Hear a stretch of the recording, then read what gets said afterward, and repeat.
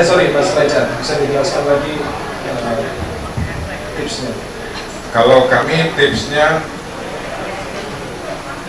cukup praktikal. Mungkin Ibu, mohon maaf, Ibu yang tadi bertanya mungkin ada satu pertanyaan, yang mana harus dipilih di antara kita bertiga?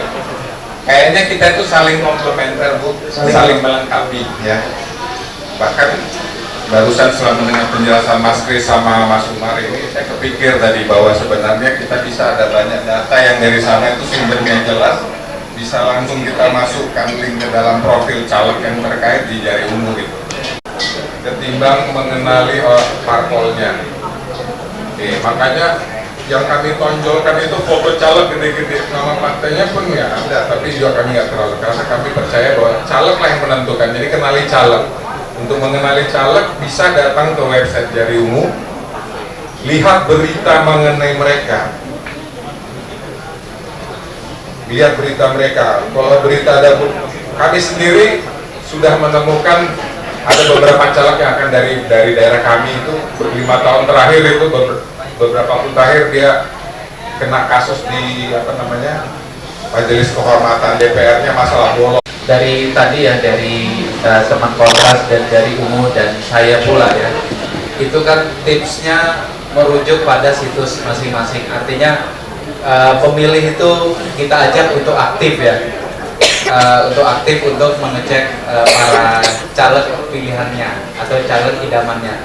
Sebetulnya memang harus kita akui tidak banyak pemilih yang mau untuk mengecek seperti itu ya. Kita memang harus menyadari itu. Orang sekarang sulit sekali untuk mengecek caleg-caleg di daerahnya karena memang apatisme itu udah tinggi sekali. Dan saya sebetulnya sebagai wartawan dan juga pegiat mata masa namanya, sebetulnya menunggu 3 minggu sebelum pileg ini ya, ada nggak caleg yang terbuka kepada para pemilihnya di daerahnya itu, terbuka melaporkan kekayaannya gitu ya. Jadi dia tuh prinsipnya itu transparansi, tidak perlu sebuah media memberitakan positif tentang dia, tapi dia tuh caleg-caleg itu melakukan keterbukaan informasi, transparansi kepada dirinya. Tidak perlu diwajibkan diminta untuk melaporkan hartanya, tapi cukup kepada dapilnya. Ini loh harta saya sekarang sekian, dan nanti ketika saya akan dipilih selesai menjawab. Saya masuk ke pertanyaan, ada sedikit bahwa ya kami ini cuma civil society atau masyarakat biasa yang tentu banyak kelemahan, dan kita nggak punya modal, baik modal politik dan modal sosial, dan kita juga nggak punya kewenangan apapun. Jadi kami sadar betul pasti akan banyak kelemahan. Terus kemudian berangkat dari kelemahan itu kita ingin berkontribusi, dan kontribusi kita tentu juga banyak kelemahan. Karena kalau kita pakai ukuran ideal itu pasti nggak akan ada yang masuk ke Senayan. Yang masuk jangan-jangan cuma pohon aja itu. Yang hijau, yang rindang pohon pun sudah dicet dari caleg semua. Jadi kalau kita pakai ukuran ideal mungkin kita hanya akan memperbesar angka golput. Tapi kita nggak mau, kita pengen orang-orang itu menjadi cerdas dengan keterbatasan yang kami punya. Di tengah himpitan pemilik modal yang juga ada di media dan lain sebagainya tadi disebutkan sebelumnya. Nah, terkait ada banyak pertanyaan, saya coba menjawab secara umum ya Mas ya. Tadi yang soal apa pasca ini setelah kita memilih, ini pertanyaan yang secara umum memang secara umum anggota-anggota DPR yang saat ini tercatat di Senayan dan akan mencalonkan lagi itu memiliki prestasi yang di bawah ekspektasi masyarakat ya, dari segi legislasi, dan tidak hanya kualitas tapi tidak hanya kuantitas, tapi kualitasnya banyak sekali yang digugurkan di Mahkamah Konstitusi. Nah, masyarakat memang lagi-lagi harus aktif mencari informasi seperti yang Bapak dari Jari Ungu tadi. Pada akhirnya dia harus aktif mencari informasi siapa DPR yang terlibat dalam banyak produk legislasi yang kontroversial gitu ya.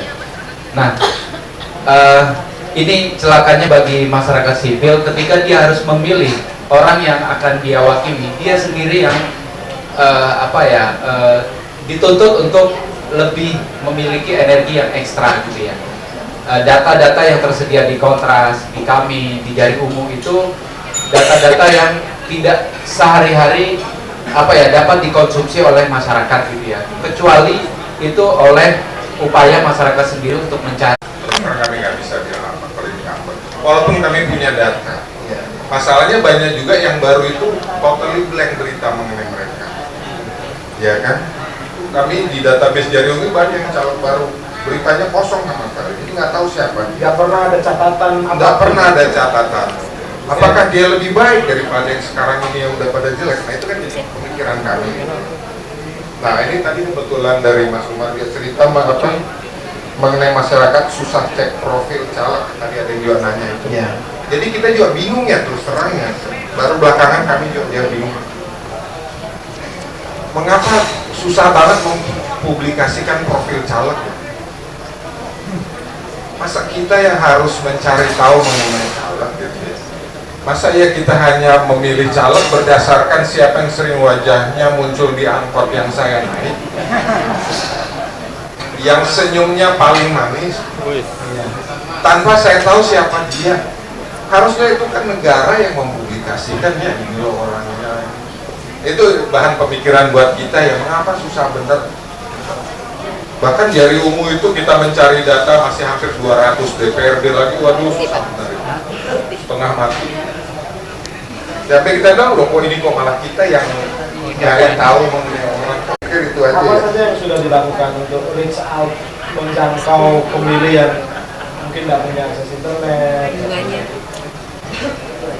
Ya kalau memang itu kan kebetulan kami juga inisiatif sendiri ya, jadi artinya ada keterbatasan kita juga dananya juga kita sendiri, minta kiri kanan sumbangan pribadi, jualan iklan pun nggak ada yang mau gitu ya. Jadi artinya self funded, we are self funded institution gitu. Jadi dana kami terbatas. Memang benar yang disampaikan tadi, kalau ada TV, waduh itu lebih bagus lagi. Tapi ya TV pun punya pertimbangan masing-masing gitu. Iya.